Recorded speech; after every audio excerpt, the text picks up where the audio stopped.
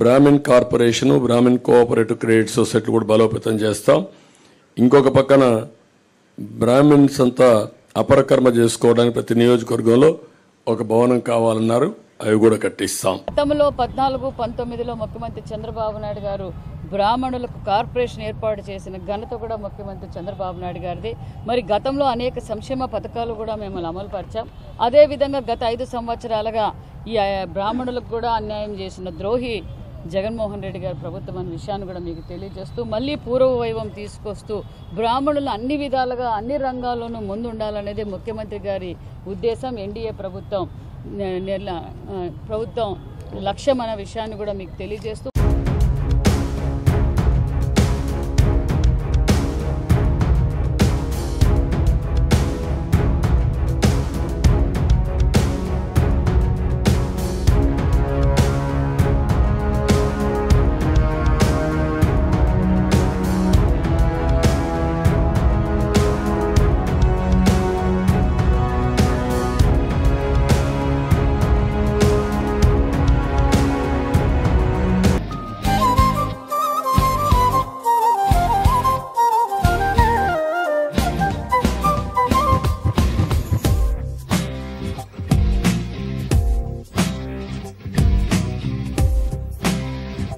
నిజమే, వేగంగా కదులుతున్న దస్త్రాలు పరిణామాలను చూస్తుంటే బ్రాహ్మణులకు మంచి రోజులు రాబోతున్నాయన్న సంకేతాలు కనిపిస్తున్నాయి.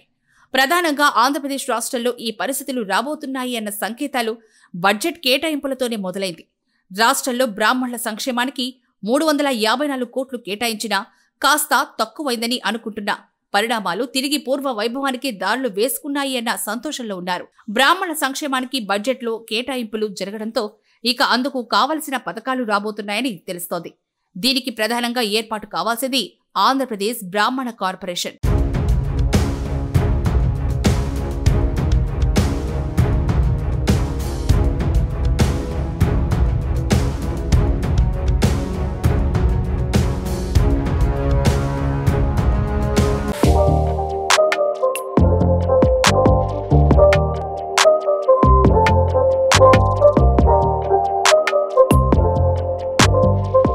బ్రాహ్మణుల సంక్షేమాన్ని దృష్టిలో పెట్టుకుని ఆనాడు తెలుగుదేశం ప్రభుత్వం దేశంలోని తొలిసారిగా బ్రాహ్మణుల కోసం బ్రాహ్మణ కార్పొరేషన్ ఏర్పాటు చేసింది.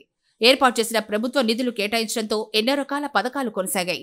ఆ తర్వాత ప్రభుత్వం మారడంతో కార్పొరేషన్ ఉన్నప్పటికీ ఏనాడు స్కీంలు మాత్రం అందుబాటులోకి రాలేదు.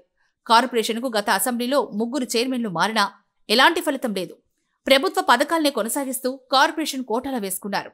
ఇక బ్రాహ్మణుల సంక్షేమం కోసం నిధులు ఎప్పటికప్పుడు కేటాయించినా వాటిని ప్రభుత్వ పథకాలకు మళ్లించి కార్పొరేషన్ పనితీరును నిర్వీర్యం చేశారన్నది బహిరంగ వాస్తవం.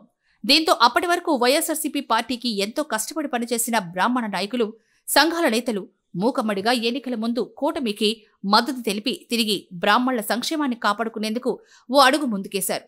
దీంతో వారి ఆలోచనలు అదే సమయంలో దేశంలోనే తొలిసారిగా బ్రాహ్మణుల సంక్షేమానికి కార్పొరేషన్ ఏర్పాటు చేసి మిగతా రాష్ట్రాలకు ఆదర్శంగా నిలిచిన ప్రభుత్వం తిరిగి అధికారంలోకి వచ్చింది. తెలుగుదేశం, జనసేన, బీజేపీ కూటమి ప్రభుత్వం రావడంతో తిరిగి బ్రాహ్మణుల్లో ఆనందానికి అవధుల్లేవు. అందుకు కారణం తిరిగి బ్రాహ్మణుల సంక్షేమానికి అడుగులు పడుతున్నట్లేనని ఆశించారు. దానికి తగ్గట్టుగానే కూటమి ప్రభుత్వం బడ్జెట్లో భారీ కేటాయింపులు చేయడంతో పాటు ఈ నెలలో కార్పొరేషన్ ఏర్పాటుకు సన్నాహాలు చేస్తున్నట్లు సమాచారం. బ్రాహ్మణ కార్పొరేషన్ ఏర్పాటు జరిగిన వెంటనే నిధులను బట్టి పథకాలు తిరిగి తీసుకొచ్చి పేద బ్రాహ్మణుల్లో వెలుగులు నింపాలనే ప్రయత్నం ఫలించాలని ఆశిద్దాం.